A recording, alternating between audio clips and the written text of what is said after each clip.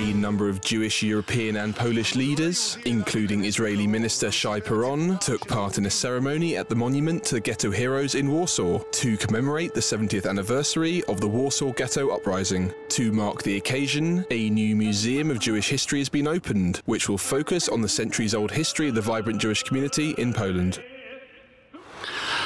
The Museum of Polish Jews, which we will enter shortly, tells an almost 1,000-year-old history, the 800-year-old history of Polish Jews. On the eve of World War II, Polish Jews were very much diversified. Amongst them were religious people and atheists, Hasidic Jews and opponents, Zionists, communists and anti-Zionists. The multitude of opinions and shades of ideology was of no interest to anyone. In the eyes of the Nazis, they were all Jews. Meanwhile, one of the veterans, who was awarded one of the country's highest honours at the ceremony, the Grand Cross, spoke of their determination to challenge the Nazis at the time. We knew that the end would be the same for everyone. The thought of the uprising came from our determination. We wanted to choose the way we would die. That's all.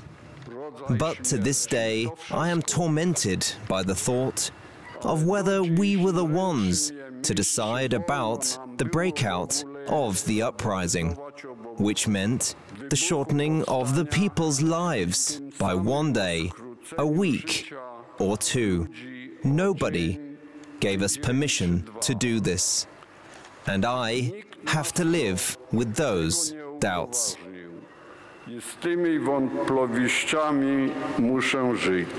While under Nazi occupation in 1944, a Polish resistance movement developed that sought to drive the German fascists out of their capital. After Stalin's Red Army failed to effectively help the Poles, the Nazis were able to crush the rebellion, ultimately killing hundreds of thousands of people, including around 750 of the local Jewish population. Before World War II, more than 3 million Jews lived in Poland. By the end of the brutal war and Holocaust, 90% of them were tragically dead. Israel has already marked the memorial of the Warsaw Ghetto Uprising on 7th of April as part of their full Holocaust Memorial Day celebrations.